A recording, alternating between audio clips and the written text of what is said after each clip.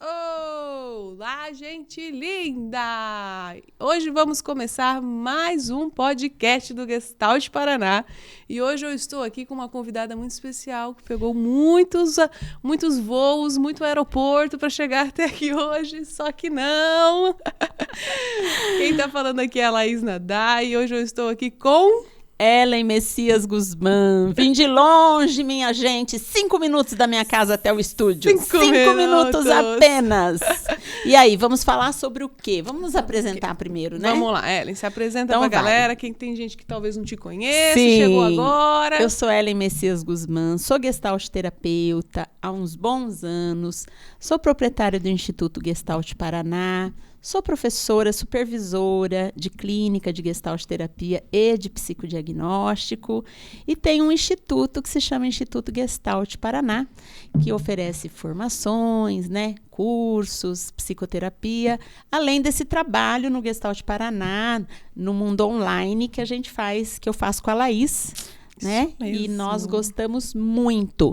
Tô com um blazerzinho azul claro, que por sinal era da Dona Luísa, minha mãe. Então eu vou honrar a Dona Luísa hoje. Transgeracional aí, ó. E eu sou de pele clara, tenho um óculos quadradinho, dourado, meu cabelo é crespo, na altura dos ombros. Sempre tô com uma bijuteria, gosto de um colarzinho, um anel. E é assim que eu estou hoje. Blazerzinho azul tá de Roberto Carlos hoje, gente. O que vocês acham? A Laís falou que eu tô de Roberto Carlos. E eu hoje estou aqui, Laís Nadai, para quem não me conhece. Sou gestalt terapeuta, psicóloga clínica, professora, supervisora universitária também. E hoje eu tô aqui, vamos fazer essa descrição, hein, Ellen? Uma blusa pérola, acertei, será? Um bege, uma coisa meio brilhosinha assim, com um animal print, gente, de oncinha, só que ele não tem cor, é só a mesma cor pérola, E só a estampa de onça. Laís cortou o cabelo, para quem não sabia. Estou com meus cabelos curtinhos, cheios de cachinho, um brinquinho cor-de-rosa, um batonzinho vermelho, uns colarzinhos dourados também. Diferente de mim, Laís usa colarzinhos delicados. Eu uso colarzinhos maiores. Ela é uma corrente, digamos assim. As duas estão com colar dourado, mas os meus são fininhos e a Ellen está com uma correntinha. Sim. E aí? Vamos falar sobre qual tema? Potencialidades. O trabalho com potencialidades em gestalt terapia. Esse é o nome do negócio. Isso, o trabalho com as potencialidades, Então, é muito difícil a gente falar disso sem falar na antropologia da gestalt terapia, da abordagem gestáltica, Correto. Então, a concepção de pessoa, de ser humano que a abordagem gestáltica faz, Laís? Isso, aí já tem um livrinho aqui, ó, eu trouxe alguns livrinhos para a gente poder fundamentar a nossa fala. Como a Ellen está dizendo, ó, Conceito de Mundo e de Pessoa em Gestalt Terapia, claro, do mestre Jorge Ponciano Ribeiro. Então, aqui nós temos toda uma fundamentação filosófica, antropológica da Gestalt terapia, que inclusive é o que a Ellen está falando com vocês agora. E na coleção também nós temos, por Super. sinal, o volume 1 da coleção. É inteiro. Gestalt Terapia, Fundamentos e Práticas. A gente tem ele inteiro aí, sobre as influências filosóficas, teóricas da Gestalt terapia e epistemologia, da Gestalt terapia. Exatamente. E o que essa epistemologia tem a ver com as potências, dona Ellen? Então, acontece que na década de 50, mais precisamente em 1954, inicia-se aí um movimento dentro da psicologia, que é o movimento da psicologia humanista. Correto. E esse movimento era composto do quê? De psicólogos que estavam trabalhando já de uma forma não convencional. Psicólogos que estavam trazendo uma forma de trabalhar, uma forma de ver a relação terapêutica, uma forma de ver o paciente, que depois passa a ser cliente, depois a gente fala sobre isso.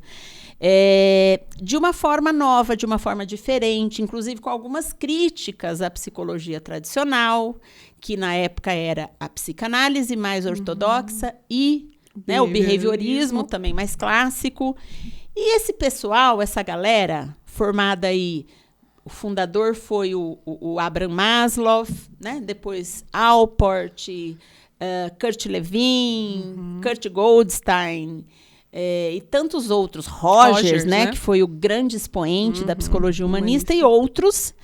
Então, eles vêm trazer uma proposta diferente, né? Eles vêm criticar que a psicologia tradicional, convencional, estava muito técnica, era uma relação terapêutica muito fria. Neutra. Né? Uma relação terapêutica que não era horizontal. O terapeuta sempre tinha uma postura de quem sabia mais da experiência do cliente do que o próprio cliente. Ele era o analista, né? Ele era o analista, aquele que explicava todo o funcionamento e explicava toda a vivência da pessoa que estava ali diante dele. Então, é uma nova proposta, né? E a crítica também ao determinismo da época, né? Então, a psicologia humanista vem propor que a gente conceba um ser humano como um ser humano que não é determinado pelo inconsciente ou por forças psíquicas, intrapsíquicas, né? É um ser humano que não é determinado totalmente pelo ambiente, pelo entorno. Um ser humano, claro, que recebe, sofre, é impactado por todo esse ambiente, né? Pelas memórias, né? Ok. Mas é um ser humano que se determina. Não é determinado por isso, embora seja influenciado, né? Isso. Então, eu até peguei aqui uma frase do Ponciano, ele vai dizer assim: concebemos um ser humano como senhor do próprio caminho, que ele constrói. Embora, claro, a gente se constitui na nossa história, naquilo que a gente vai vivendo, né? Uma outra questão é que nós somos seres do campo, relacionais, né? Mas a gente tem um poder, né? De uma coisa que se chama liberdade, livre-arbítrio, né? Que não é um poder total, uma liberdade total, é uma liberdade, como diz Ponciano, obstaculizada, restrita, condicionada, mas é sim uma liberdade de fazer escolhas que interferem na nossa vida, no nosso futuro, o tempo todo.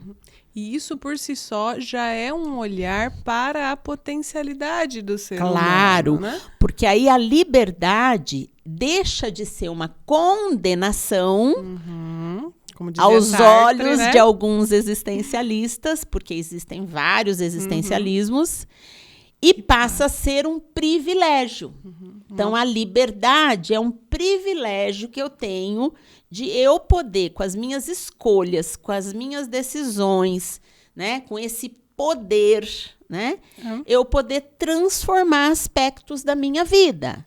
E aí, o empoderamento do terapeuta já não cabe tanto mais, porque se o meu cliente ele tem essa possibilidade, né, e essa capacidade de buscar novos caminhos, quem sou eu para dizer qual é o caminho dele, ou para fazer uma análise puramente minha dele, quando existe essa potência, existe essa capacidade dele se autodeterminar, dele se autoconhecer, dele se autogerir, e dele escolher, né? Então, daí muda a perspectiva de trabalho. Então, Claro. eu, como terapeuta, me coloco de um jeito diferente frente a esse cliente quando eu começo a vê-lo assim, né? Por isso que Rogers vai dar o nome à abordagem dele de terapia, psicoterapia centrada no cliente, né? Inicialmente depois era assim que se chamava, pessoa, depois existe uma pequena alteração aí, mas era assim que se chamava a abordagem. Por quê? Porque o mais importante ali no setting terapêutico era a experiência do cliente, os sentimentos, a vivência do cliente, né? E já num olhar fenomenológico, né? A descrição do que esse cliente vive, como ele vive, passa a ser muito mais importante do que a explicação teórica que o terapeuta dava, né? Então aí já muda muito a perspectiva. Forma de trabalho, Eu né? vou olhar para esse cliente de uma forma diferente. E aí o nome, né? é uma sugestão do movimento, Sim. principalmente cunhado por Rogers, que a gente passe a chamar o paciente de cliente. Por né? quê, Laís? Por quê? Porque paciente é passivo, né? E conota a ideia do adoecimento, né, Ellen? Então, é o paciente da medicina que a gente tanto vê. E, inclusive, a própria medicina hoje em dia, né, já tem mudado também. Tem humanizado algumas né? visões, porque também o médico fica nesse lugar do grande sabedor, não ouve o que o cliente está dizendo, o que a pessoa está procurando ele, né? Mas nessa pegada biomédica mesmo, que foi o surgimento da psicologia como um todo. Sim. Fica até esse o lugar, termo, né? Paciente vem da medicina, né? E aí a pessoa que está doente. Sim. Então, esse convite que a gente quer fazer para vocês hoje, falando desse tema, né? Eu trabalho com as potencialidades em Gestalt terapia, porque aí tem um grande rompimento, né? De visão mesmo de ser humano e de forma de trabalho, porque agora eu não estou olhando só para o adoecimento, né? O psicólogo não é alguém que trabalha só com pessoa, com gente louca, né? Aquilo que a gente sempre ouviu. Eu recebi um feedback. Coisa de doido, psicólogo, eu recebi um feedback. Opa, a língua está enrolando aqui. Eu recebi um feedback hoje de uma aluna de psicodiagnóstico, agora de manhã. Nós finalizamos o psicodiagnóstico, o estágio. Eu sou supervisora de psicodiagnóstico e, claro, eu trabalho com uma compreensão diagnóstica inicial, né, com a ideia do pensamento do diagnóstico, né, do pensamento processual. Mas a gente faz uma compreensão diagnóstica inicial e é legal porque os alunos podem fazer essa compreensão diagnóstica aos olhos da Gestalt terapia e não só aos olhos da psicanálise. Sim. O que foi muito legal, né? A introdução de nós, Gestalt terapeutas, no estágio de psicodiagnóstico. E aí eu recebi um feedback de uma aluna, eu fiquei tão contente, ela falou assim, sabe, professor, o que eu achei interessante aqui no estágio, porque terminou hoje, né?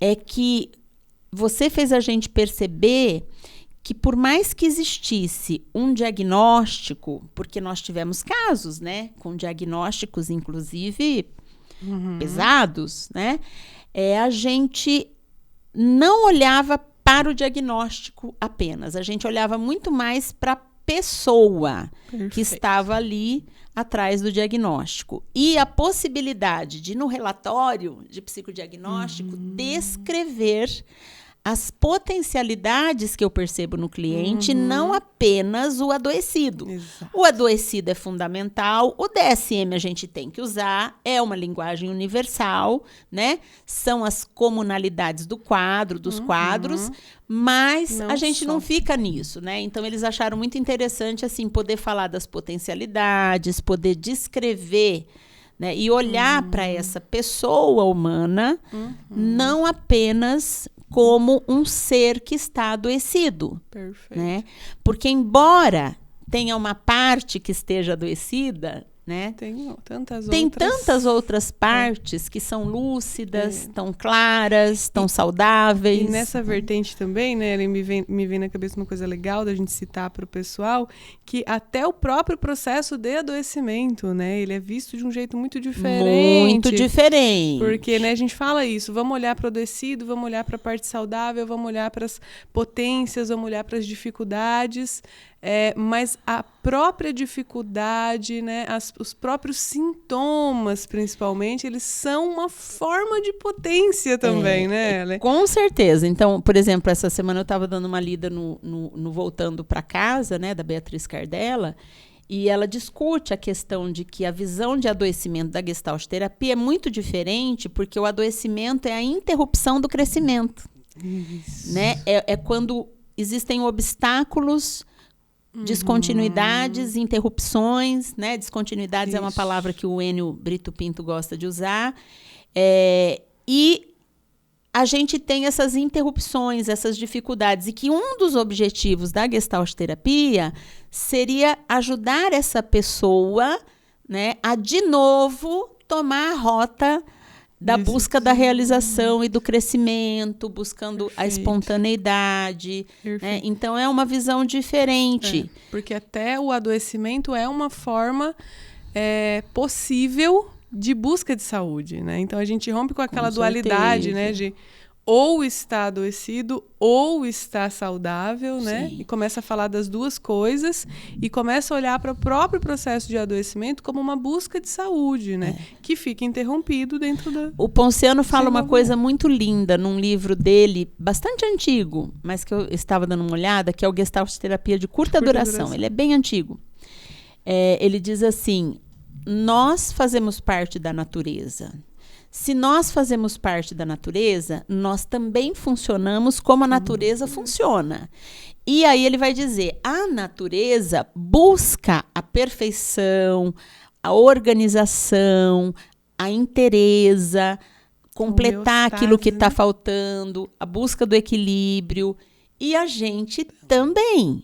Então, a gente tenta fazer o melhor possível, né? Então, o sintoma é uma tentativa de trazer aquilo que está faltando, né? O sintoma é uma tentativa de sinalizar qual a necessidade que está inacabada, incompleta, interrompida, né?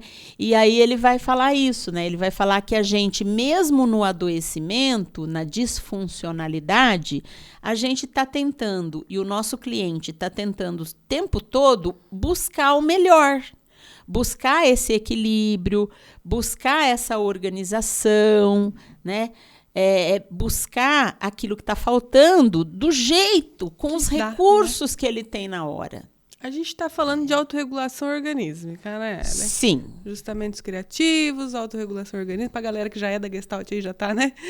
Traduzindo em outras palavras, né? Que é um conceito gestáltico que fala desse impulso pela homeostase, pela organização, por atender as necessidades, por abrir e fechar gestaltes, né, que a gente fala. E a gente pode entender que a própria autorregulação já é uma potência, né? Sim. E aí não é uma potência individual, ela é uma potência global. É uma potência em termos de funcionamento, né? Não só humana, inclusive, né? O Ponciano fala, né? É uma potência do mundo, né? Dos seres vivos. Dos seres vivos. Né? O mundo se autorregula, né? os animais se autorregulam. O universo se autorregula, né? O universo se autorregula. E é para que essa potência se desdobre, né, Ellen? Fiquei com isso na minha cabeça, acho que é legal você falar também, até porque você estuda a ciência da felicidade, você sabe a importância das relações, né? Sobre o que é necessário, né, para que essa potência se desdobre. Então, a gente falou que coisas podem aparecer na nossa vida que interrompam o nosso crescimento, e aí os sintomas vêm na tentativa de atender ali aquela necessidade e de fazer o melhor possível, né? Mas e se a gente pudesse pensar, né, num ambiente ideal, assim, para um crescimento, para o desenvolvimento? O que será que o ser humano precisa dentro da Gestalt que a gente estuda, dentro até da ciência da felicidade? Acho que a gente podia falar numa coisa que Beatriz Cardella também fala nesse livro De Volta para Casa, que ela fala que é muito interessante, que ela observa na sua experiência clínica que as pessoas que a procuram, normalmente a procuram porque precisam, porque falta um relacionamento significativo, um relacionamento mais profundo. Então, a gente está falando de amor, né? Eu gosto de dizer assim, parece que não, mas a falta de amor parece estar em todos os tipos de neurose. Olha, repete isso daí. Peraí, pausa dramática, corta. A falta de amor é uma coisa... A falta de amor... Se a gente pensar nos processos de adoecimento, nos processos de disfuncionalidade, a falta de amor, ela está muito presente nos processos de adoecimento. Então, quando a Beatriz Cardella diz assim, o cliente que nos procura, é muito comum ele sentir falta de relações mais significativas. E aí ela vai dizer, né, bom, isso eu que estou dizendo, mas se para o Rogers... a relação, o processo terapêutico era centrado no cliente, ótimo. Para nós da Gestalt terapia, o processo terapêutico é centrado na relação terapêutica, no entre. Né? E aí ela vai dizer uma coisa muito bonita, ela vai dizer, o que cura é a relação. Perfeito. Né? É a relação.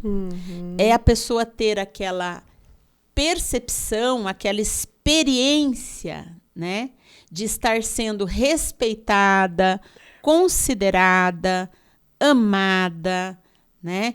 Então, o amor é muito importante para a nossa saúde, muito importante. E as relações, né? É através das relações que a gente ama. Então, é por isso que a ciência da felicidade, nos seus achados últimos de pesquisa, eles vão afirmar categoricamente um dos mais importantes elementos que favorecem o bem-estar, que favorecem a felicidade, são as relações humanas, né, significativas que a gente tem.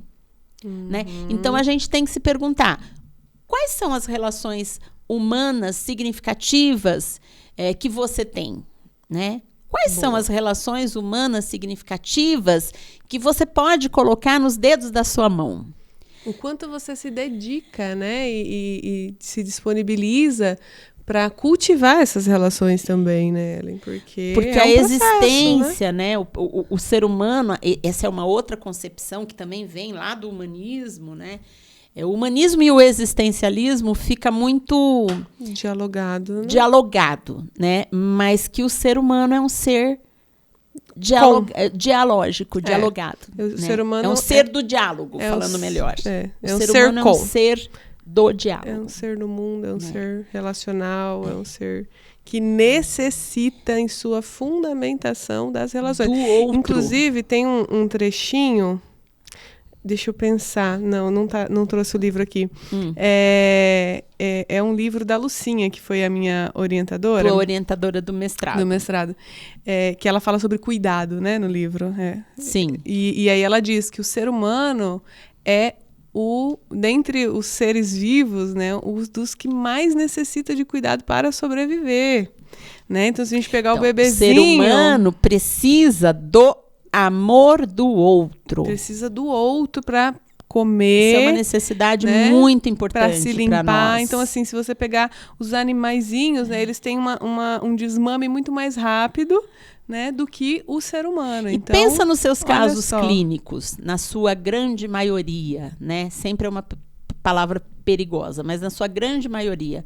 Pensa nos casos clínicos que você tem.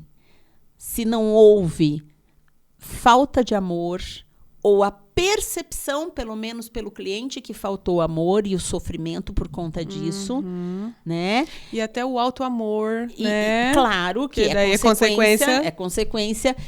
Aquelas experiências, às vezes, nos primeiros anos escolares, que ele se sentiu criticado, sofreu bullying, quer dizer, desamor. Sim. Desamor. Ou no seio familiar, nas primeiras relações, nos vínculos mais importantes, ou nos relacionamentos afetivos, né? Experiências que foram dolorosas, que ele se machucou, que ele se sentiu pouco amado. É muito difícil a gente pegar um caso de adoecimento que não tenha a ferida da falta de amor.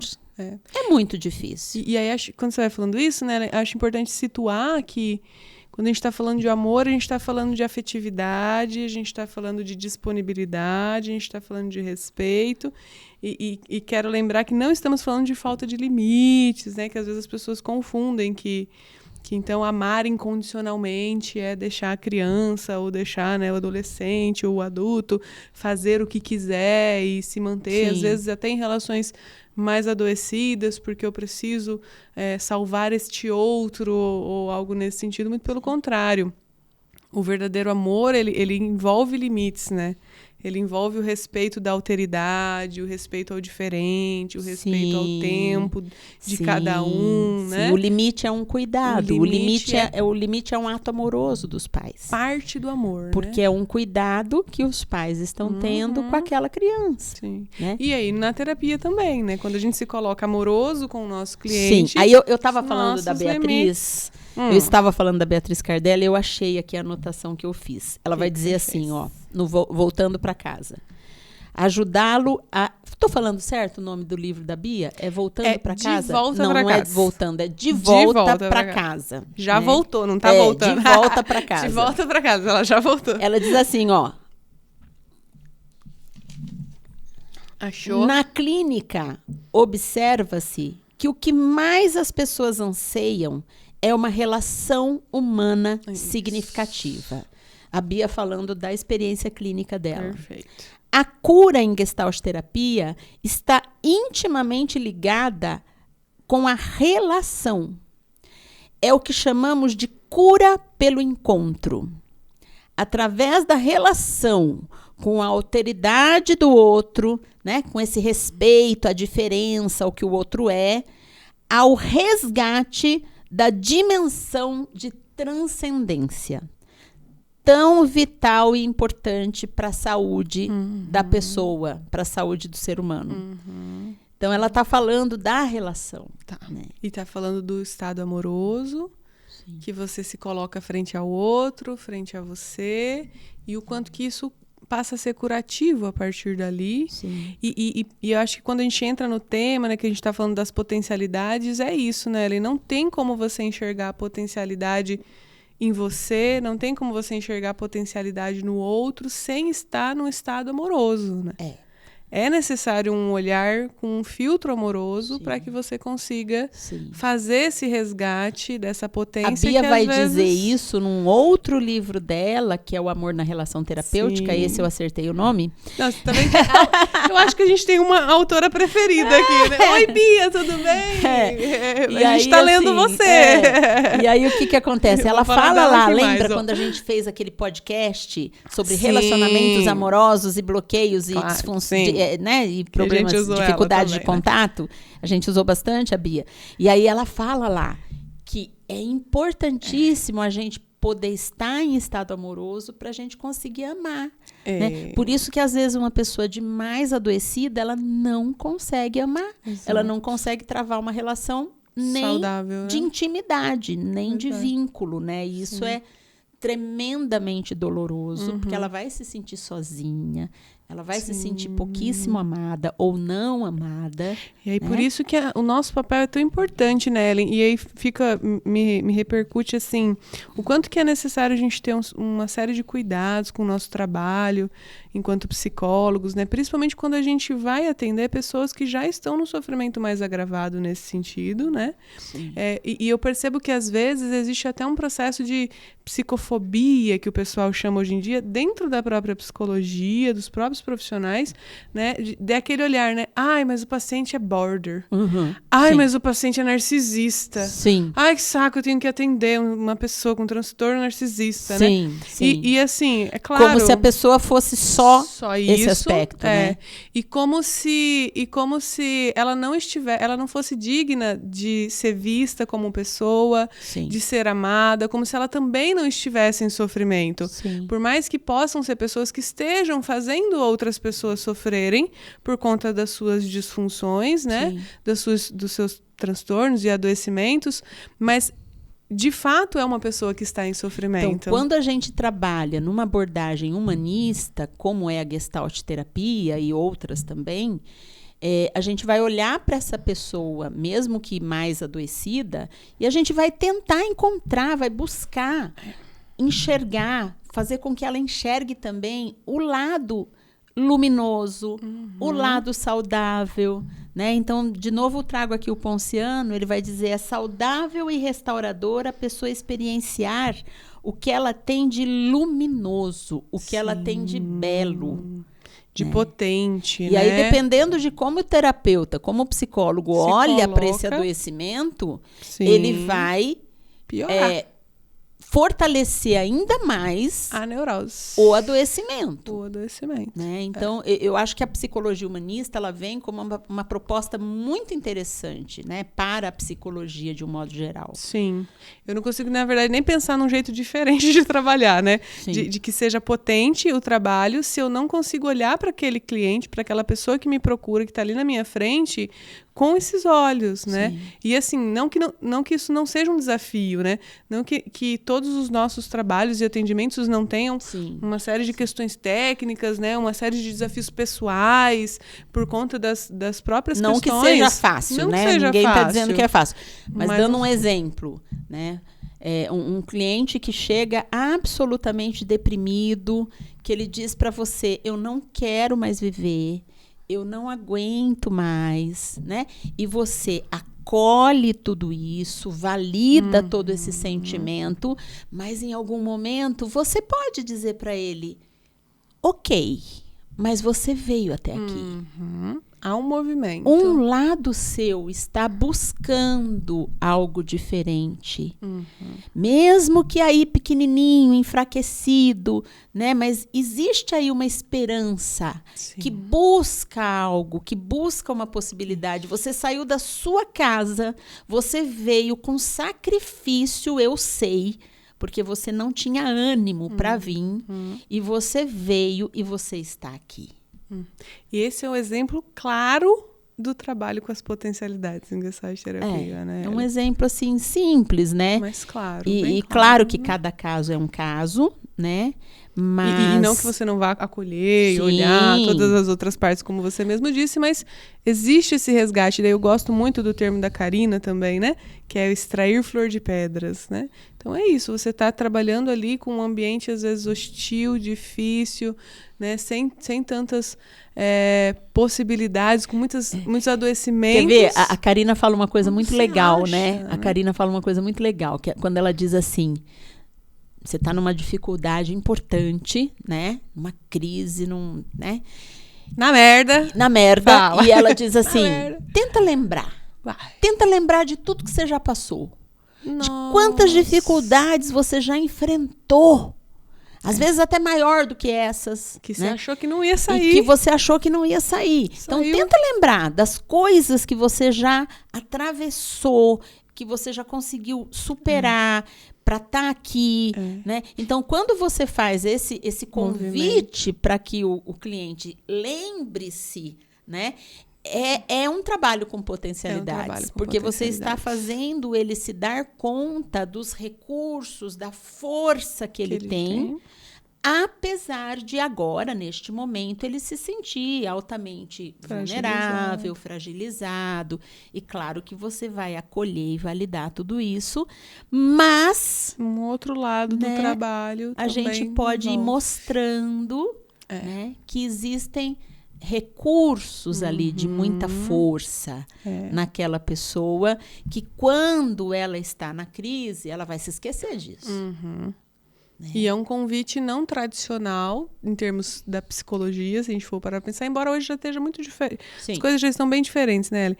Mas se a gente pensar nessa pegada que a gente é muito formado para olhar para a neurose, né? Muito formado para olhar para o bloqueio, né? Para a cristalização, aonde a pessoa interrompe, né? E o próprio ciclo do contato, né? Que é um livro clássico para quem estuda Gestalt terapia, né? Do Ponciano, ele traz essa ideia, né? Ele traz os bloqueios de contato e os fatores de cura.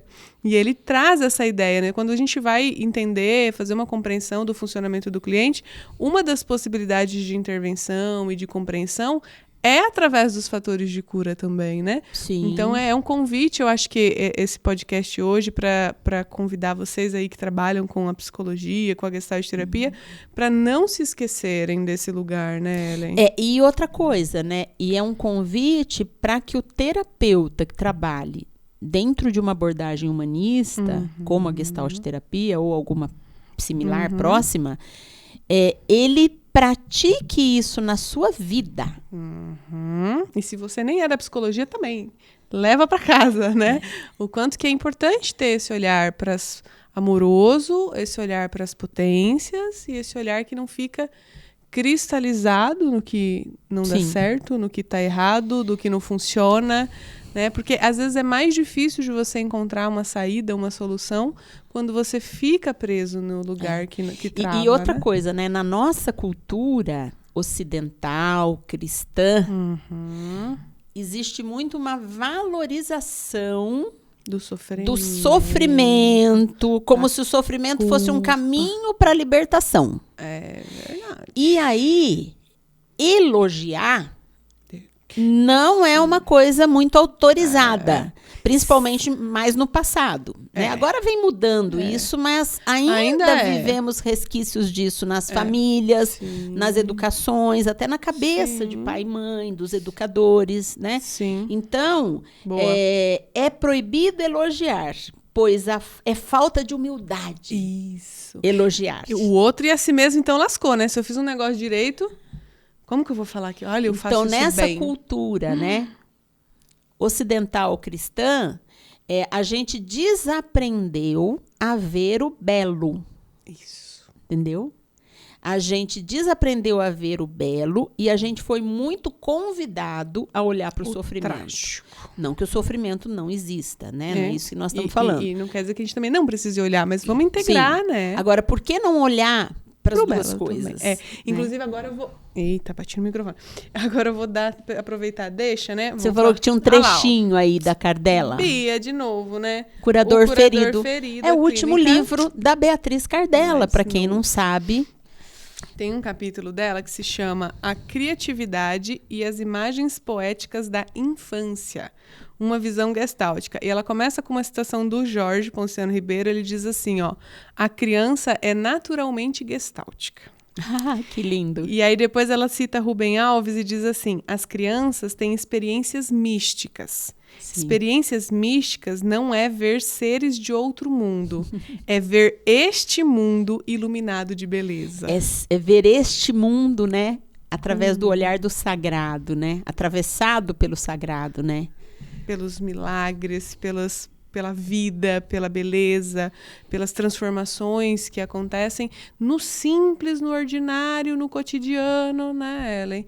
Na pessoa que conseguiu sair da sua casa e ir até a clínica, embora tivesse muito mal, né, com pouquíssima energia, ali, né, tem um pirilampo, né? Ali tem um vagalume, ali tem uma luz que precisa ser vista, validada, cuidada. Eu gosto da ideia que o Rogers traz da semente, né?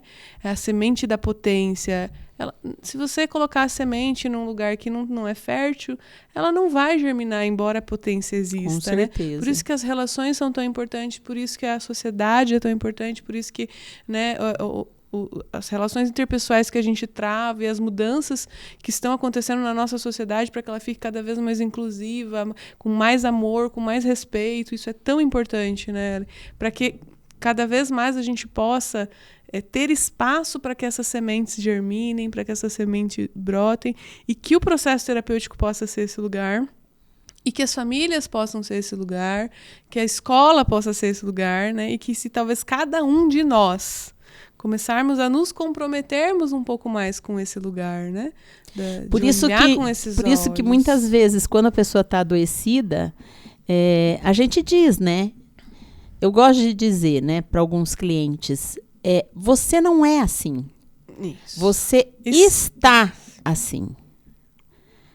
Há um futuro, há uma esperança. Isso não é... Porque quando a pessoa vem com um adoecimento, e principalmente com um diagnóstico que o médico deu, que o psiquiatra deu, ele vem muito identificado com a doença. Isso. Então, ele acha que ele é a doença. Né? E eu acho muito importante, nós psicólogos, a gente falar. Você não é assim, você não nasceu assim. Você está assim. Sim. E aí a gente vai olhar para a ideia de que a pessoa não é só aquilo e de que há uma potência futura de transformação, né? Que o ser humano é um processo, ele né? se transforma. É do humanismo, né? O ser humano é um vir a ser. Né? É uma palavra que o humanismo gosta muito. E mesmo os adoecimentos mais congênitos, digamos assim, né, neurológicos, que talvez a pessoa vá precisar conviver, ainda assim ela não é o sintoma, ela não é o transtorno, ela é muito mais do que isso, né? E tendo conhecimento disso, o quanto ela vai poder fazer transformações e almejar aí um futuro diferente. É como se a gente emprestasse os nossos olhos de esperança, né? Falo isso para os alunos, eu falo, o cliente está sem esperança nesse momento, vai ter que emprestar a sua para ele, né? Sim. Você consegue olhar para ele e ver potência? Consigo, professora. Você consegue olhar para ele e ver ele se desenvolvendo, ver ele se transformando, vivendo uma vida diferente? Porque às vezes o sintoma vem para dizer, isso é muito importante, né? Isso que você está falando, porque o terapeuta precisa acreditar. Não tem outro jeito, né, no potencial daquele cliente. Ele precisa acreditar. Né? Se ele não consegue acreditar, às vezes é até melhor encaminhar para um colega. É mais ético fazer isso. Né? Olha só, caminho, né? Quando a gente fala que a Gestalt terapia humanista, existencial, fenomenológica, humanista existencial, então a gente está dizendo que esse humanismo, esse existencialismo, ele implica na prática do terapeuta, né? Então, Ponciano vai dizer assim, cabe ao terapeuta colocar o cliente diante do seu próprio poder. Fazer com que o cliente perceba o seu poder. Para isso a gente tem que de ver, modo né? que ele perceba a sua capacidade, sendo menos crítico consigo mesmo. E pode, então, Hélio, eu posso saber minhas qualidades, minhas potências, não sou arrogante. Não é falta de humildade. Não sou narcisista, transtornos de Não personalidade. é falta de humildade. Não é falta de humildade. Sempre que eu falo disso, eu me lembro de um vídeo da Ivete Sangalo, que ela falava assim, né? Eu nem sei, deve ter na internet esse vídeo ainda, mas ela dizia assim, olha, gente, eu não sei fazer arroz, eu cozinho muito mal, tem um monte de coisa que eu não sei fazer, mas, ó, não vem falar pra mim que eu não sei cantar, não, porque, rapaz, tem hora que eu me ouço, eu falo, mulher, tu canta muito. Aí, ó, tá vendo? Eu falo, que maravilha, né? Que besteira seria Ivete Sangalo dizendo... Ai, gente, eu acho que eu não canto tão bem, não, né? É porque essa coisa da autoexigência exagerada é uma coisa que dificulta muito o cliente acessar e enxergar a sua capacidade. Sim. Porque aí, de repente, ele quer ser bom em tudo, ele quer ser competente em tudo. Sim. E nós estamos numa sociedade que exige muito isso. Sim. Sabe? Sucesso em todas as áreas. Que sucesso em todas as áreas? Isso não existe. Saber Né? fazer tudo, dar conta de tudo. Se eu desenvolvo muito bem algo eu desenvolvo muito mal e não sei. Tá isso é bom. uma coisa óbvia, né? Então, a sociedade, ela coloca de uma maneira também, né, que a gente se cobra muito, se exige sucesso em tudo. E sempre pode sabe? melhorar, né? Meu Então, Deus, sempre pode melhorar. tem que ser um profissional competente, tem que ser uma boa esposa, tem que ser uma boa organizar a agenda, mãe, tem que ter fazer uma o rotina financeiro. fitness, tem que comer fitness e tem que fazer academia. Tem que fazer o financeiro e organizar os prontuários e aquela Então, coisa não dá para ser bom em tudo. Não dá. A gente tem partes mais desenvolvidas. Daqui a pouco nós vamos falar dos talentos, Isso, que é uma coisa que eu cada um. gosto muito de falar. Mas acho que a gente está falando de um lugar de que nós temos potências, nós temos facilidades, né, em algumas áreas e que também está tudo bem a gente assumir esse lugar, né? E que, esse portanto, dom. a autocrítica, a autoexigência exagerada nos atrapalha a enxergar essas potências que a gente tem. Sim. Porque ninguém tem potencialidades em todas as áreas da vida. E aí eu me lembro muito do Gardner, né? Que é o autor da inteligência múltiplas, emocional, que eu gosto. Ele fala das inteligências múltiplas, né? E daí ele traz os 9 tipos de inteligência. E como que é legal falar sobre isso, né? Chamar de inteligência alguém que pinta muito bem, né? Porque a gente tem muito ainda na nossa sociedade essa ideia, né? Ele faz uma conta muito boa, ele é bom em matemática, então ele é inteligente, né? Mas é aquela pessoa que fala muito bem, né? E aquela pessoa que tem se expressa muito bem, que tem um ótimo relacionamento interpessoal, Sim. a pessoa que dança, a pessoa que joga bola, a pessoa que pinta um quadro, Sim. né? Essa pessoa, ela não tem uma inteligência, né? Sim, então, eu gosto muito dessa ideia e acho que esse também é um resgate para a gente pensar, né? Quais são as suas inteligências? Fica aí, gente, pensa aí. Quais são as suas inteligências, né? Quais são os seus dons, as suas habilidades, né? Eu costumo brincar aquele lugar que você surfa, né? Que você fala assim, que nem Ivete Sangalo, você dá licença que eu canto bem, né? Porque você não precisa ficar naquele lugar de, nossa, eu posso cantar melhor, eu posso fazer melhor. Posso, todo mundo pode fazer então, melhor. Então, a gente já pode entrar momento. nessa questão aí, né? Dos já estamos lá, já estamos aí. Ah, porque o que acontece, né? O Roberto Veras gosta tanto de dizer pra gente, e a gente concorda plenamente com ele, que na psicoterapia a gente trabalha a espiritualidade. E Gestalt terapia e espiritualidade andam juntos, né? Quase, E o quão é importante, né? E o quanto que isso aparece no processo terapêutico da pessoa buscando um sentido para a vida. Isso. Ou a pessoa entediada e pouco realizada, porque o que ela faz não tem muito sentido. Né? E ainda mais nessa sociedade de hoje que cobra 300 coisas, como a gente falou, Exatamente. E a pessoa, às vezes, nem se dá conta de quais são suas potencialidades, tá o tempo inteiro se exigindo de fazer mais e mais e mais e mais. Sim. E aí se pega ansioso e sem sentido, Sim. né, Ellen? Esse Então, é um prognóstico, né? Essa necessidade do sentido é uma humana. Condição humana. Não é minha, nem tua, nem da Elisa, Não. nem da Vanessa. E nem o do sentido da vida, a necessidade de imprimir um sentido para a vida, imprimir um sentido para aquilo que você faz, é uma necessidade humana, é uma dimensão ligada à espiritualidade, né? Sim. Então é ontológico, digamos Isso. assim, né? E cada um é único, né, Ellen? E Não aí nós saiu somos muito igualzinho, né? diferentes. Rapaz, Nós somos muito diferentes. O olhinho é diferente, o narizinho Ontem eu é dei uma diferente. palestra para os formandos da Unipar.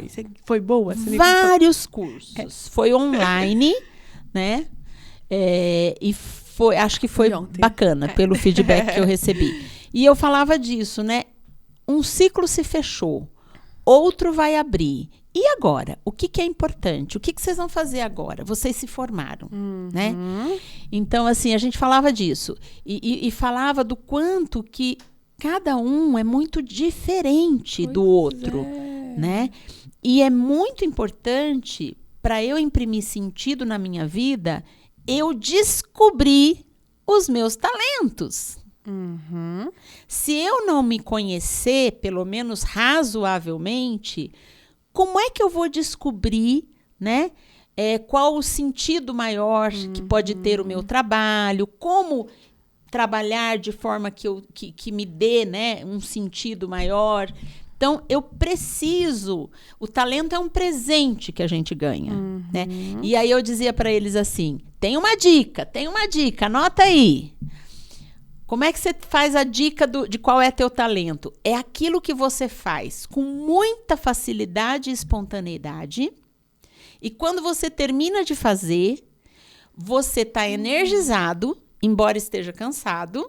Você está energizado e você tem uma sensação, um sentimento, uma experiência de plenitude. Um preenchimento, né? Um preenchimento, uma impressão, Coração uma experiência. Quentinho, coração quentinho. A gente fala coração quentinho, né? Aqui, ó, bem aqui. Coração quentinho. Coração quentinho. Então, isso é muito importante, né? O que eu faço com facilidade, espontaneamente, sem grandes esforços. Pergunta para ele. Eu vou perguntar para vocês. O que você está fazendo em casa assistindo podcast? Para e pensa. O que você está agora. fazendo? Fazendo academia e ouvindo o podcast? Cozinhando. Então, pare e pense agora. Essa é uma pergunta para você.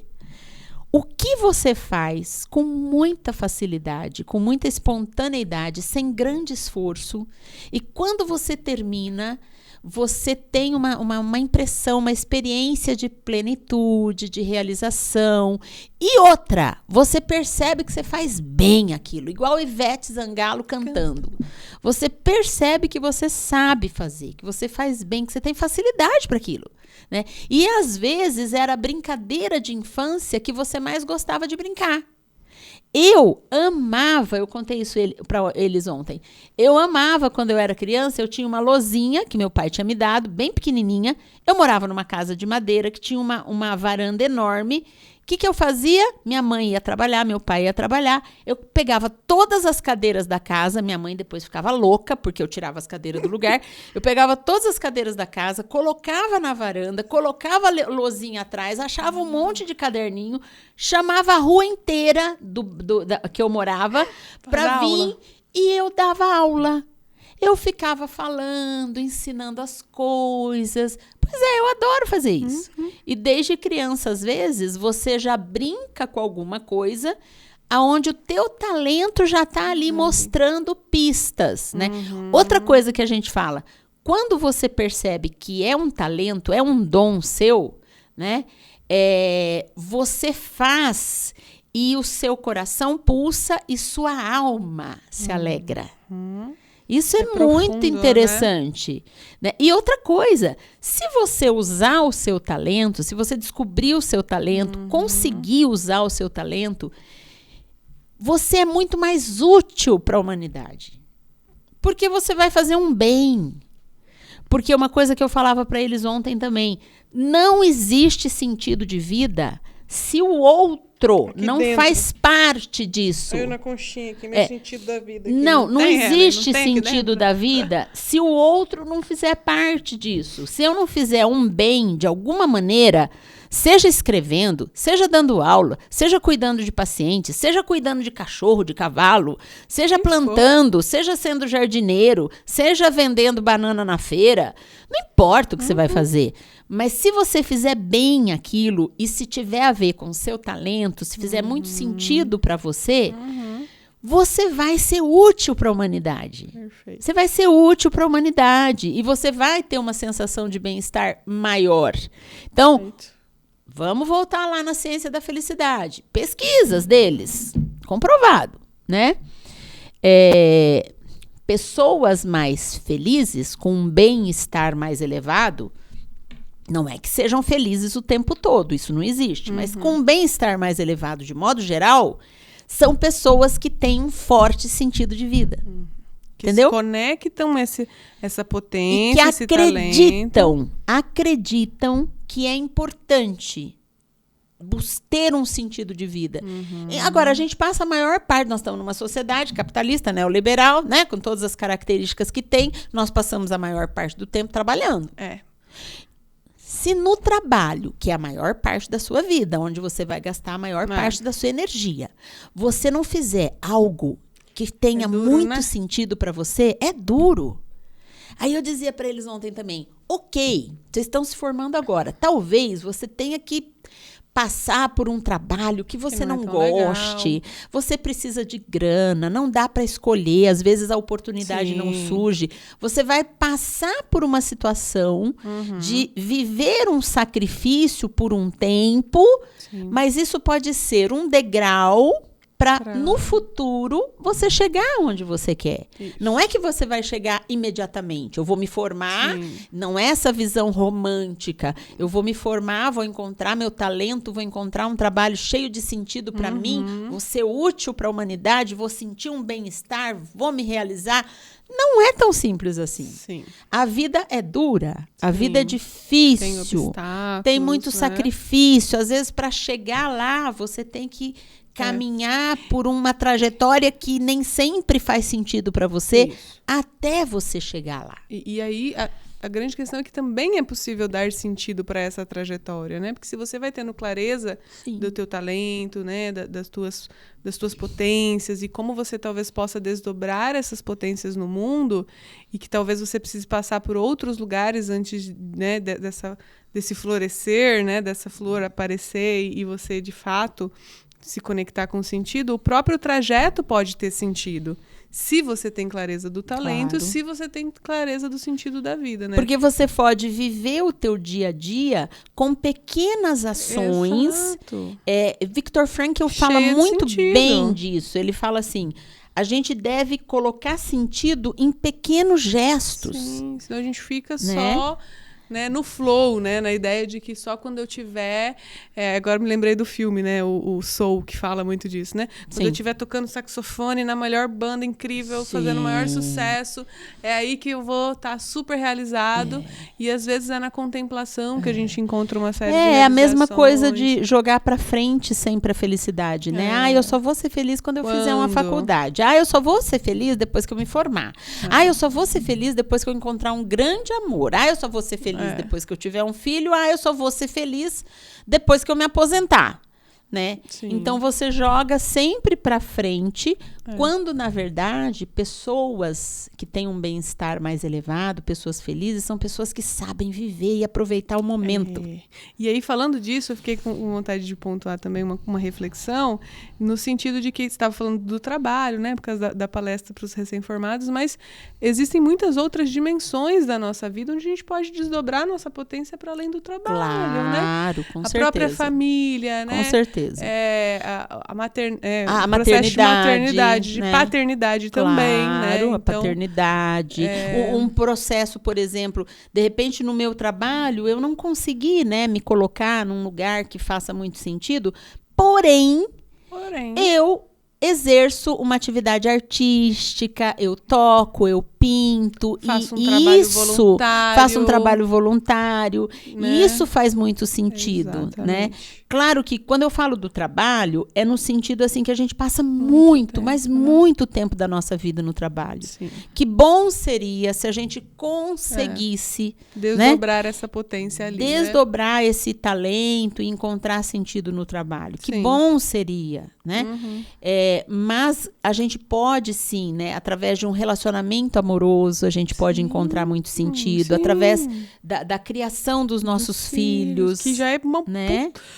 puta, vou falar a palavra, desculpa aí, vocês que correm, uma puta de uma responsabilidade, né? São várias Você criar uma formas. pessoa, né, que possa desdobrar o seu talento também, né, no mundo, Sim. né, e que às vezes também ficam como subtrabalhos, digamos assim, né, e que a gente vê, às vezes, no processo terapêutico, nos workshops, o pessoal trazendo, né, que às vezes a pessoa, ela quer como grande sentido da vida a maternidade ou a paternidade, claro, né? Claro. E cuidar da família, cuidar da né? família. Cuidar, E o às quanto que isso vezes, de exige, pessoas que estão adoecidas, né? doentes, acamadas, enfim. Os trabalhos invisíveis, né? Que são trabalhos e que são possibilidades de desdobramento dessa Tudo potência. que a gente faz, na verdade, segundo Viktor vamos Frankl, lá. tudo que a Tudo. gente faz, a gente pode buscar mais sentido naquilo que a gente está fazendo. Isso. Tudo. Seja um passeiozinho que eu faço no domingo, seja uma visita que eu faço para alguém, seja um momento que eu tô com o meu cachorro, seja um momento que eu tô com um filho, né? Tudo eu posso viver de forma bem pouco significativa ou tentar prestar atenção, tentar ficar mais presente e viver de forma mais significativa.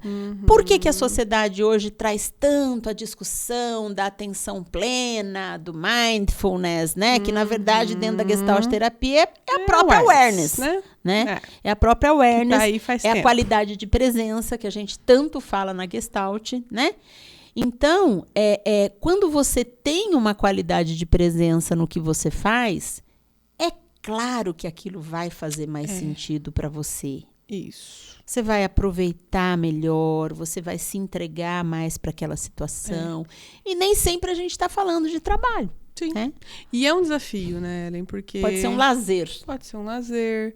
Pode ser qualquer momento da sua vida agora. O que for que você estiver fazendo nesse momento, pode ser um momento com mais sentido, com mais conexão de um para quê. Ou um momento que você, né, não veja esse sentido, não consiga atribuir a ele. Mas, sabe, eu fico pensando muito na coisa dos ruídos, né, Ellen? Porque quando a gente fala dessa potência, nós falamos da autorregulação orgânica, que é uma potência que existe em todo ser vivo, mas estamos falando agora dos dons, dos talentos, das qualidades, das características que são únicas, né? É claro que a gente pode desenvolver, né? Ainda bem que nós somos seres abertos de projetos, que podemos pegar uma coisa que a gente é muito ruim e ficar muito bom naquilo, Claro, né? claro. Essa habilidade, ela existe, mas existem características que nós temos facilidade. São naturais. Que são naturais da nossa individualidade, e nisso somos tão únicos, né, Helena? Por mais que existam habilidades parecidas, existem algumas características que nos tornam muito únicos, né? E isso é muito fantástico, né? 6 bilhões de pessoas no mundo e todo mundo muito diferente, absolutamente diferente, com formas diferentes de ser. E todo mundo é muito especial. Pois é, isso que é bonito. E aí, né? A gente precisa tomar cuidado com os pensamentos, com os introjetos, né? Com aquilo que às vezes nos confunde, né? Com a comparação. Então, eu falava para eles ontem, isso é sonho seu ou é sonho do seu pai? São muitas vozes. Fazer esse curso que você acabou de fazer. Porque se for sonho do seu pai... Entrega o diploma para ele. Entrega o diploma para ele. Vamos rever algumas coisas aqui. Né? Então, assim... tem muitas comparações, muita comparação. Acho, né? A coisa do... Muito padrão. Muito tem que ser padrão, assim para ser bom, né? Tem que ser assim para ser legal. Muito padrão. Muita comparação, muita referência, e muitos né? ruídos. Né? Eu fico isso, né? Vindo do congresso de de felicidade, né? Gente, vocês não estão sabendo. Eu e Laís fomos para o Congresso Internacional então de Felicidade. A gente tá fresquinho com o tema, né? eu vim no busão, né, escrevendo um texto, peguei meu celular, deixa eu colocar todas as ideias, os neurônios fritados aqui durante esse final de semana. E uma das coisas que eu coloquei foi muito isso, assim, pensando no meu desenvolvimento mesmo, né, enquanto pessoa e profissional e tal. E aí eu coloquei muito isso, né? São muitas vozes, são muitos ruídos, né, da nossa sociedade, né? Muito. Não é ninguém dentro de casa falando. Às vezes é, né? Às vezes é também, né? Às vezes é um pai, às vezes é uma mãe, às vezes é um tio, um esposo, uma esposa, mas um filho. Mas às vezes é a própria sociedade, né? É o lugar onde a gente vive, as regras onde a gente vive, que vão colocando, né, esses padrões. E aí o quanto que é importante a gente abafar um pouco esses ruídos externos para encontrar a verdade dentro, né? Que é uma coisa quase que clichê dentro da psicologia, mas acho que nunca fez tanto sentido como no momento atual, né? Quando a gente pega lá o Bichan Han, acho que é assim que cita, né? Da Sociedade do Cansaço, ele fala muito disso, né? Da obesidade das informações. Então, nós vivemos num mundo que tem muita informação, tem muita coisa. E que tem muita mentira também. Tem muitas fake news. Se você pegar o próprio Instagram, né? O Instagram tem muita mentira. Tem muita verdade parcial, tem né? muita pessoa mostrando só o que é bom, mostrando só momentos, assim, maravilhosos. E uma velocidade muito grande, né? Então, esse é o mundo que a gente vive. Então, se a gente realmente não volta para casa, como diz a Bia, né? Não faz esse movimento de abafar um pouco os ruídos. E se ouvir, né? Ouvir essa potência que está dentro de você, ouvir o que o seu corpo está te dizendo, ouvir o que você realmente quer. O que você quer, qual é o seu sonho. O que você precisa, quais são as suas necessidades, que podem ser tão diferentes, né? Do que estão dizendo por aí. E aí nessa sociedade, né, super capitalista, né, que você precisa produzir o tempo inteiro e você precisa, né, ter sucesso, ter muito dinheiro ou estar num cargo muito grande. E aí você começa a se colocar num lugar que às vezes não é o que você realmente quer. Que você realmente não precisa. É o que traz e não é o que traz felicidade. E aí o quanto que é necessário ter coragem para dizer não, né, para algumas coisas que você pode ser julgado como louco, né, como alguém que está fora da realidade, alguém que não está entendendo. Eu estava me lembrando de um caso ENAD que a gente trabalhou lá no comecinho do ano.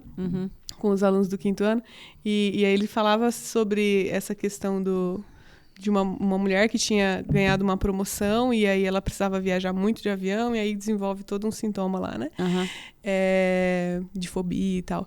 E o quanto que essa promoção distanciava ela do filho, né? E aí como que você vai dizer não? Eu lembro desse caso. Adoro esse caso. Lembro desse caso. Como que você vai dizer não para uma promoção? Para uma promoção que a empresa tá te dando, né? Mas na verdade, louca, ela né? não era o que ela queria. Ficar longe do filho, se afastar por conta da promoção e do novo cargo. Pois é. E às vezes é o que você quer, mas às vezes é o que você não quer. E aí então, desenvolveu um sintoma. E aí como que eu... O que o organismo fez? Porque daí eu não vou ter uma promoção porque eu tenho fobia. E não, eu não vou ter uma promoção porque... Eu sou louca e quero ficar com meu filho. Eu quero ficar com meu filho. Eu sou louca, eu não quero promoção, não quero viajar, quero trabalhar tranquilinho. E foi muito interessante. Ganhar menos. Ela desenvolveu uma fobia para que, né, fosse uma maneira de interromper as idas socialmente dela. Justificável daí, né? Eu tenho um adoecimento, por isso que eu não consigo. Entendi, você tem um adoecimento. Né? Agora, não, eu não quero. É muita coragem, e dentro né? da Gestalt terapia, uma coisa que eu acho que é muito potente é trabalhar essa questão da alteridade. Né? E fazer o nosso cliente perceber que ele é diferente do outro. E que, às vezes, para uma outra mulher que tivesse com um filho, tá tudo bem para ela viajar e ser promovida e não ficar o tempo inteiro com a criança. E para ela fosse incrível, sensacional, maravilhoso. Mas para essa, não.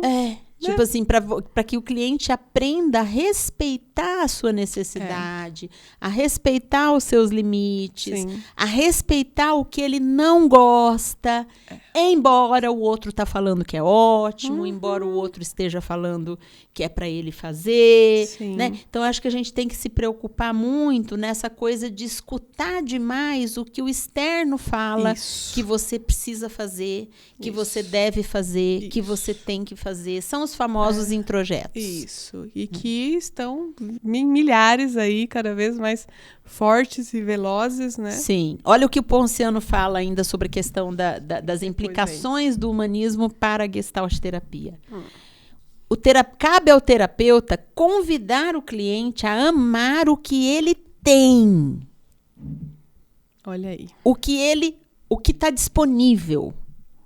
A gente fica querendo mais, né? Né? Desenvolver, mas tá. E que você tem? não amar o que ele não tem. Né? A gente tem tanto, Olhar né? para o que ele tem. Oh. Amar o que ele tem. Isso não significa que eu não possa querer mais, querer me desenvolver, ter uma ambição, né? Mas, acima de tudo, né? Amar o que eu tenho. A própria teoria paradoxal da mudança entra aí, né, Ellen? Eu só consigo me transformar, mudar, crescer, desenvolver quando eu sei onde eu tô, A comparação é muito prejudicial. A comparação é muito prejudicial. Porque Ela somos é muito diferentes. prejudicial. Ora, pois. Porque nós somos muito diferentes. Ora, pois. Comparação com padrãozinho, então, que colocam por aí, Pior ainda. Pior ainda, porque você quer Pior colocar ainda. numa caixa a multiplicidade, né? E o que nos torna tão belos é essa multiplicidade. É que tenhamos formas diferentes de ser, de se colocar, de pensar. E o quanto que é importante a gente aprender a conviver com respeito à nossa alteridade, porque já existe um processo autodestrutivo muito significativo, né? De não aceitar as minhas dificuldades, de não aceitar que a minha potência seja essa e não aquela, que seja diferente do meu pai, da minha mãe, do meu tio, da minha vizinha, ou do que estão dizendo no Instagram que precisa. Imagina uma família de médicos, 3 gerações de médicos. Nasce uma criança que não tem nada a ver com essa profissão. Nasce um artista. Né? Nasce um pintor, artista. imagina. Nasce um artista. Ator. Né?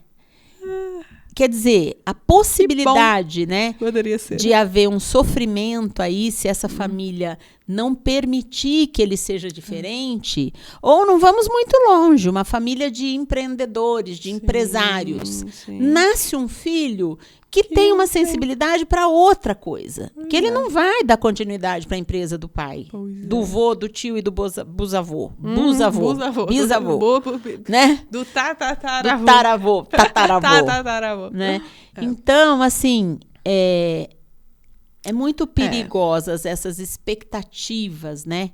Em relação a filhos. E né? aí, fazendo um cutuque agora, né, pra galera da psi, o quanto que é perigoso o profissional levar isso pro setting terapêutico, né, Ellen? Porque perigoso. o avanço do cliente é que ele esteja sem ansiedade. Porque o avanço do cliente é que ele consiga um emprego incrível, né? Que o avanço do cliente é que ele deixe a fobia social e consiga viajar e ficar longe da criança. Muito perigoso. Entendeu? Daí a importância, né, da escuta do terapeuta ser diretamente sobre a necessidade e a experiência do cliente. Isso. Né? E esse terapeuta não se contaminar por essas expectativas e exigências sociais que estão por aí. E isso é muito perigoso, né? Porque daí coloca-se como um bom terapeuta aquele que consegue, né? Cria-se esse imaginário, tirar os sintomas, né? Ou fazer com que a pessoa se enquadre dentro de um contexto social. Naquilo que está sendo esperado dela. Isso, então perca sua autenticidade, perca coisas que são muito valorosas para si, para poder se enquadrar. Para se adequar. E isso é muito gerador de sofrimento. E isso é o que a gente já vive muito em nossa sociedade. Sim. Então, a última coisa que as pessoas precisam hoje em dia é que um terapeuta reproduza isso no processo terapêutico, porque a ideia é que ali exista um relacionamento amoroso, de e isso respeito, é perigoso, porque tem famílias que vêm com esse pedido. E aí, se você engata você engatar nessa e querer agradar familiar, a família. Então, assim, nós temos que estar muito lúcidos, Sim. enquanto psicólogos, do que é que a gente está fazendo, de qual é o nosso trabalho, do que é essa relação amorosa que a gente fala, que se trava no contexto terapêutico, que envolve vários limites e tudo mais, mas que não é um lugar de reprodução de padrões e enquadramentos, porque dizem que isso é o saudável, ou o aceito, ou o bem-sucedido, né? Sim. Acho que é um lugar bem importante de se pensar. O que mais que você quer falar, E aí Dona tem Moreira? uma outra anotação que eu fiz aqui, né? Cabe ao terapeuta ajudar o cliente a respeitar e compreender, né? Que se ele está indo a 80 por hora, né? Talvez ele não consiga ir a 140. Embora muita gente em volta esteja a 140. E da mesma forma, né? Cabe ao terapeuta ajudar a pessoa a perceber que às vezes ele está andando a 80 por hora, mas ele poderia andar a 100. Se ele dá conta, né? E ele se não o carrinho, tá andando. Se o carrinho dá conta, tem combustível, né? Aí, o que está impedindo ele de andar? É consciente, ele quer? Então, ou ele tá é muito libertador também a pessoa confiar nela mesma. Sim. Isso é muito potente. Confiar nessa voz, né? A pessoa confiar na voz que vem dela, né? Nos sinais que o corpo dela dá. Confiar naquilo que o organismo dela sinaliza para ela, que faz bem para ela, faz mal para ela. Então, confiar nela mesma e nos sinais, né, que ela dá. E eu acho que a Gestalt terapia ela propicia muito isso, porque a gente trabalha muito com a melhoria, né, da qualidade do contato. Sim. A gente trabalha muito no sentido de melhorar o contato, de promover, né, a conscientização, o dar-se conta, né? Então, esse é um ponto importante, assim, ajudar o seu cliente a confiar naquilo que ele possui, naquilo que ele é, nas escolhas que ele pode fazer, né? E a gente não está falando, então, que você tem que ouvir a sua voz e tacar um foda-se pro mundo, né? Porque nós acabamos de falar que nós somos seres de relação, né? Então, assim, existem ajustes que são necessários para o bom convívio, para você ter relações profundas e tudo mais. Então, não é, eu sou assim, você que me sustenta. Eu vi o podcast lá do Gestalt Paraná e as meninas estavam dizendo, né? Eles falam assim, as meninas do Gestalt Paraná, né? E as meninas. Eu acho ótimo, as meninas. As meninas do Gestalt Paraná estavam dizendo que a gente tem que valorizar a nossa voz interna e a gente tem que se respeitar e foda-se o que o mundo tá dizendo. A gente tem que fazer assim, o que a gente quer, né? O que a gente deseja. Então, se você quiser ficar comigo, você que me aguente, porque eu sou assim, né? Então, não é disso que nós estamos falando, né? Porque, claro que se você tem clareza do que você quer, do que você deseja, das suas potências, é mais fácil de você bancar isso para o mundo, embora o mundo, às vezes, diga que o seu caminho deveria ser outro. Mas existem ajustes necessários da relação que são importantes para todo o processo de troca, né? Sim. Então, ter consciência disso também é importante. Mas quanto mais consciência você tem das suas potências, das suas limitações, das suas escolhas, mais fácil é saber quando eu flexibilizo, quando não. Senão é muito fácil você se perder de si e ficar vivendo uma vida inautêntica, né? Sim. Pautada no que os outros querem de você, ou até mesmo querer romper com isso e polarizar, né? E tocar o foda-se pro mundo e falar, vocês aqui me aguentem. E aí acabar se isolando, acabar afetando suas relações. Isso tem acontecido muito. Isso tem acontecido muito, processo de polarização, né? Vivo muito uma vida inautêntica e de repente faço esse rompimento. E aí também não me encontro, né? Também não me sinto pertencente a um grupo, né? E aí a importância desse equilíbrio, desse respeito, e que volta para esse lugar da pessoa se ouvir, né? E sabe que eu fiquei pensando numa outra coisa também, talvez a gente possa entrar, que são as potencialidades do terapeuta também, né? Quando a gente fala o trabalho com as potencialidades em Gestalt terapia, a gente está falando, né, do psicólogo que está trabalhando ali com o cliente, olhando para as potências, né, olhando até para o sintoma, como ele vai se constituindo e que necessidade ele busca atender, que ali também tem uma potência, né, olhar para as qualidades, para o dom, para o talento.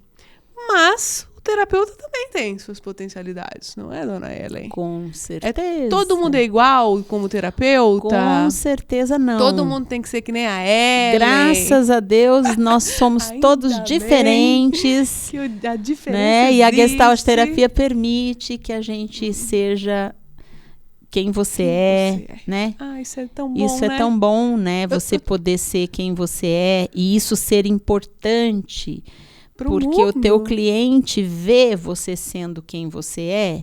E isso também é uma permissão para que ele seja quem ele é. De autenticidade. Né? Mas acho que tem muita questão aí que é importante, né, para um terapeuta, como a escuta, a paciência, o saber esperar, né? A criatividade, porque afinal de contas a nossa abordagem ela é experimental, ela convida a gente para entrar nessa coisa criativa, né? Das experiências, do que a gente vai propor, né? Mas acho que tem muitas, né? Muitas questões aí. E aí cada um podendo pensar nisso também, né? Como que eu, enquanto psicólogo, né? Enquanto gestalt terapeuta, futuros gestalt terapeutas aí, quem está estudando, assistindo. Como que eu posso utilizar os meus talentos, as minhas potências a favor do processo terapêutico, né? A favor desse cliente, dessa pessoa que está me procurando, e cuidar também desse lugar de eu preciso ser terapeuta como a Ellen, eu preciso ser terapeuta, né, como a Laís, como o Jorge, como Bia. Sim. Porque Ellen é Ellen, Laís é Laís, Jorge é Jorge, Bia é Bia, João é João, Maria é Maria. E quanto mais a gente consegue se respeitar, né? Não que a gente não possa ter inspirações, pessoas que nos ensinem, que nos inspirem, que nos ajude a trilhar o nosso caminho, não é isso. Mas que a gente não perca a autenticidade do nosso caminho. E que a gente possa assim, se inspirar, mas sem nunca perder essa potência que é muito única. Ontem estava fazendo o fechamento da turminha do 5º ano. Sim. Eu falava, gente, como essa pode? semana é a semana da despedida, né? Tá assim. E eu falei, gente, como pode um grupo tão eclético desse jeito, assim? Porque, olha, tinha galera, eram alunos do noturno, alunos da manhã, pessoas que não se conheciam, aí tinha homem, tinha mulher, tinha todas as possibilidades de forma de ser, assim, aquele terapeuta mais fofinho, mais queridinho, o mais bravo, aquele mais bravo, direto. Direto. Tinha um que a gente falava assim, corte Tramontina, hein, professora? Hoje a sessão foi corte Tramontina, né? E a outra que tá, ai, professora, meus clientes estão muito bem, olha só, né? Tem isso aqui que não tá tão legal, mas eles estão muito bem, com um olhar mais otimista, assim, né? Conseguindo enxergar muito essa potência que a gente tá falando. Sim. Então, assim, pessoas absolutamente diferentes, com jeitos absolutamente diferentes, e podendo ser terapeuta dessa forma, né? O quanto que isso é... Sim, pra mim, o quanto isso é potente. Nossa, pra mim isso é uma das coisas mais incríveis da Gestalt terapia. Você poder ser ser você mesmo, ser né? o melhor Gestalt terapeuta. Ser o melhor Gestalt terapeuta. Ser. Olha, tem gente mandando oi aqui para aí? nós. A Maria das Graças está dizendo... Maria. Boa tarde, ela é do Belém do Pará. Oh, que beleza. Maria, terra que boa. Legal. Fernanda Fracaroli, nossa aluna fofa. Beijo, Fê. Feroie, que delícia poder ouvir vocês mais um pouquinho. Sempre aprendo com vocês. Beijo, Fernanda. Daqui a pouco estaremos juntas na formação. Boa tarde. Ah, tem uma pessoa aqui que está dizendo assim, Priscila Vieira. Verdade, as crianças são pura Gestalt. E a Maria das Graças está comentando que os adolescentes trazem os questionamentos sobre a ausência dessas relações com os pais. Exato. A questão da falta de vínculo, né? De aprofundamento das relações. Sem dúvida. Aline Caetano, muito bom o tema. Tenho formação em psicologia positiva, olha que legal. mas tenho me identificado muito com a Gestalt também. Claro. Este tema me ajudou a identificar algumas integrações entre as duas abordagens. Sim, tem A Jordana dizendo, as falas de vocês de hoje foram tão enriquecedoras para mim, não só enquanto psicóloga, mas enquanto pessoa. Ah, que bom. Que bom poder Você sabe, deixa ver eu fazer isso, uma vocês falando isso. fazer uma confissão, mas me deu a nostalgia aqui, assim, quando a gente começou a falar desse tema, sabe? Porque eu me senti assim, ó, terceiro ano da faculdade, vendo você dando aula de humanismo, sabe? Falando dessas questões filosóficas. Então, assim, o quanto que é bom a gente falar desse tema, Ai, eu gosto né, muito Ellen? desse tema. Esse Eu gosto tema muito dentro desse da tema. Gestalt, isso vindo... Eu acho que isso é um diferencial importante da Gestalt, né? Essa pitada de humanismo grande aí e de existencialismo, né? E esse Isso traz olhar, muito poder e potência para esse ser humano, Sim. que deixa de ser vítima da existência dele e passa a ser, né, o senhor, como diz Ponciano, da existência dele. Sim. Porque até então a psicologia mais tradicional traz essa pessoa, esse ser humano, muito como vítima. Vítima do passado, Sim. vítima da relação com o pai e a mãe. Coitada da mãe e do pai. Coitada. A mãe das mães. principalmente, né? Principalmente as mães. Eu tinha pena das mães, né? Então, assim, sempre colocando a responsabilidade, né, do seu bem-estar, da sua felicidade no outro. Exato. Num pai que fez alguma coisa comigo, numa mãe que fez... Não que não façam, não que não tenhamos grandes traumas de coisas vividas com pai, com mãe, com escola. Nós temos a mas, capacidade além de disso, nós temos a capacidade de transformar isso. Isso. Né? E essa é a potência. E aí o Ponciano fala uma coisa aqui importante, que mora. diretamente ligada a isso. Essa é a potência. É ajudar caberá ao terapeuta ajudar os nossos clientes, né, Olha aí. a deixar de ver o passado como vilão da sua vida, Sim. né? E ajudar esse cliente a entender pelo que esse passado que aconteceu há 25 anos atrás Tá aqui. está ainda tão presente. Nesse momento. Que necessidade é essa desse passado estar tão presente? Porque é com isso que a gente precisa trabalhar. Sim. E claro, cicatrizes, registros de dor ficarão, mas a gente pode transformar a maneira como eu olho e como eu lembro desse passado. Aí já vou aproveitar a fala da Ellen para indicar mais um livro, que esse aqui eu indico toda vez. Inclusive, né, Ellen, perguntam muito pra gente por onde começar a estudar Gestalt terapia, né? Então, coleção de Gestalt terapia, sem dúvida nenhuma. 1, 2, 3, 4, 5, né? Os mais introdutórios por ordem. Principalmente 1, 2, 3. 1, 2, 3, 1, né? 2, 3. Os mais introdutórios. Mas se você está continuando os seus estudos, a coleção inteira é muito boa. Sim. Temos aqui, então, já indicamos Conceito de Mundo de Pessoa em Gestalt terapia, também, maravilhoso. E eu, uma apaixonada por Jung, não tem como falar de potência, falar de relação terapêutica, sem falar de Bia e sem falar de Jim Clark Juliano, né? Então, A Arte de Restaurar Histórias, ou o nome do livro, né? Exatamente o que a Ellen estava dizendo agora, sobre a importância da gente ressignificar as vivências que a gente teve, da gente dar sentido para a nossa história, da gente valorizar a nossa autenticidade, né? E conseguir enxergar essa história que foi se construindo em quem a gente é e se materializando e concretizando em quem você é hoje.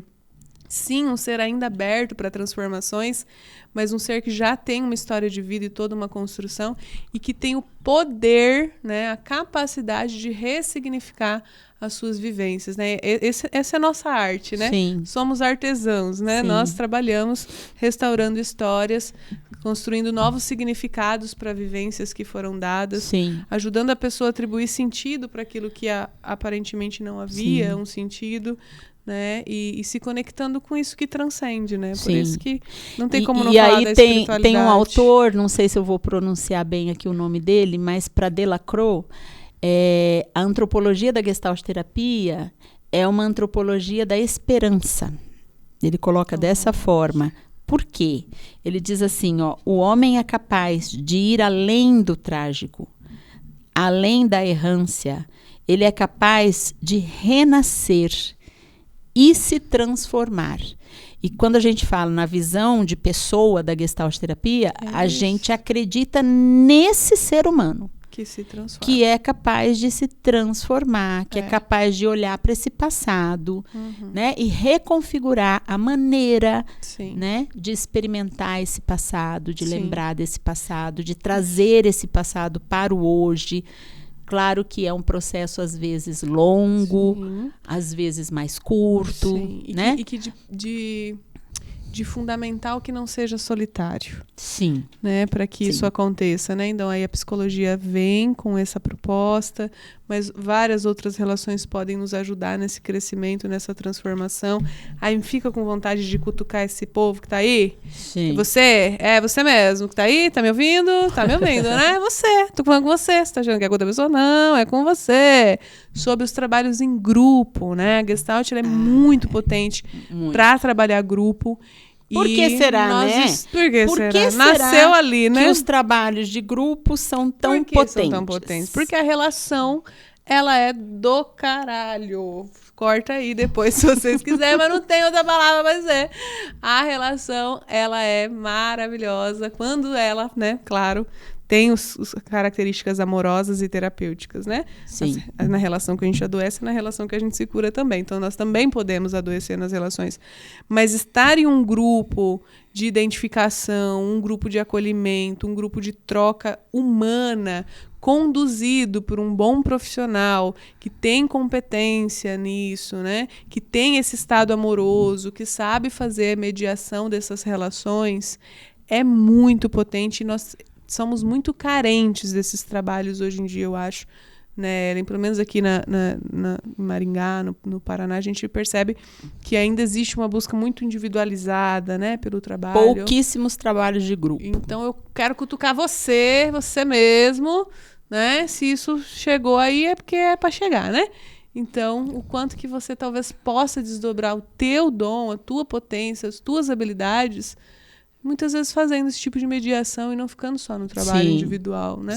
Quanto que às vezes você não esconde aí uma possibilidade. E tudo isso que a gente falou aqui alcança não só o trabalho clínico, como o trabalho em qualquer outra área, seja hospitalar, seja SUS, CRAS, trabalho mais social, empresa, área jurídica, enfim, né? A Gestalt terapia tem estado em todas essas áreas, né, de trabalho aí. Sim. E essa antropologia, essa visão, né, de pessoa, ela abarca todas essas práticas, né, não apenas a prática clínica.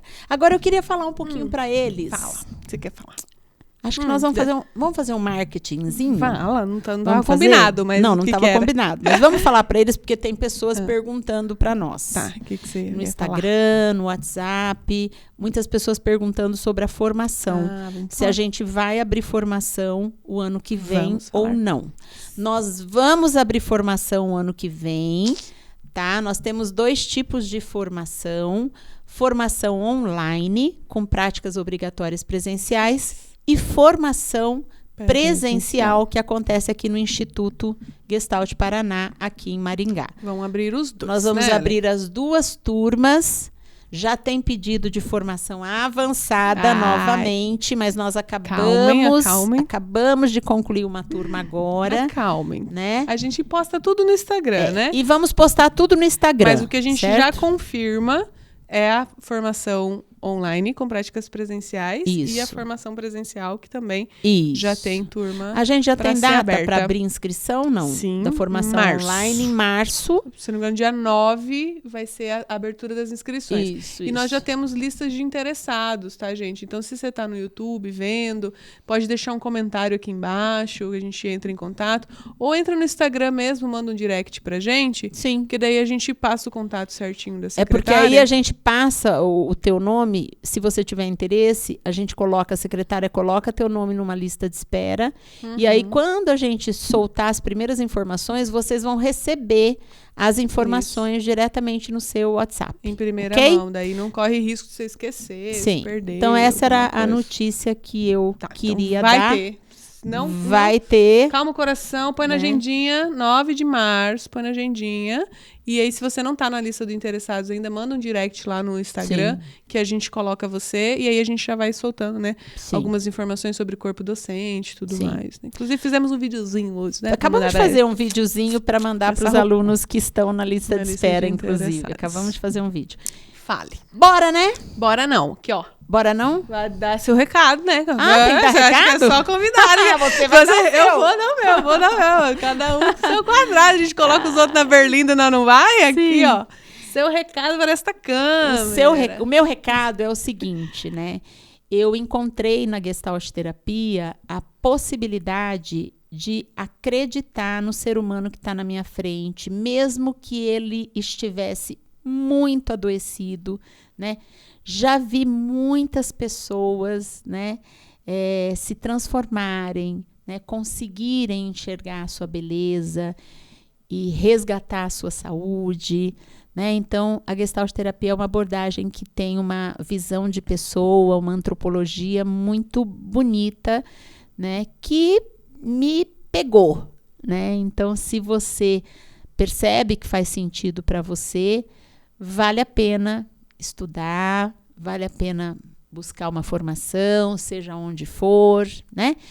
E poder se preparar melhor para trabalhar com pessoas independente do local ou da área de atuação que você vai praticar, ok? Olha, mandou o recado, né?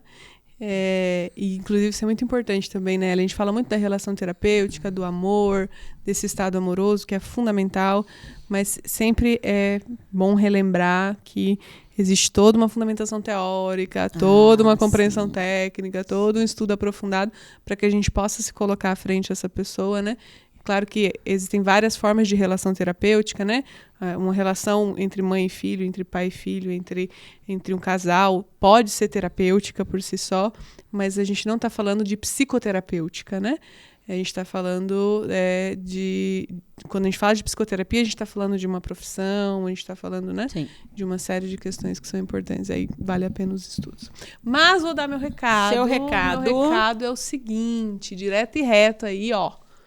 Presta atenção, que eu já mandei alguns hoje, né? Vai mais um, então. O que eu quero dizer para você é: tenha coragem. Tenha coragem de ser quem você é. Tá? De fazer o que o mundo te convida para fazer. E não é outra pessoa, é você. Né? E encontre pessoas que acreditem também nos seus sonhos. Você não precisa fazer isso sozinho. Ter coragem não é estar sozinho. E tenha humildade para aprender com quem está há mais tempo nessa terrinha aqui, né? Que já passou por algumas coisas nessa vida e que podem te ensinar. Não que velhice seja sinal de maturidade, né?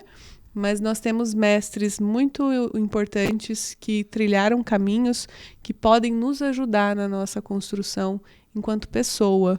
Então, é isso que eu tenho a dizer para você. Tenha coragem, mas esteja próximo de quem também acredita em você. E esteja sempre com o espírito de criança que quer aprender com quem já está aqui há mais tempo.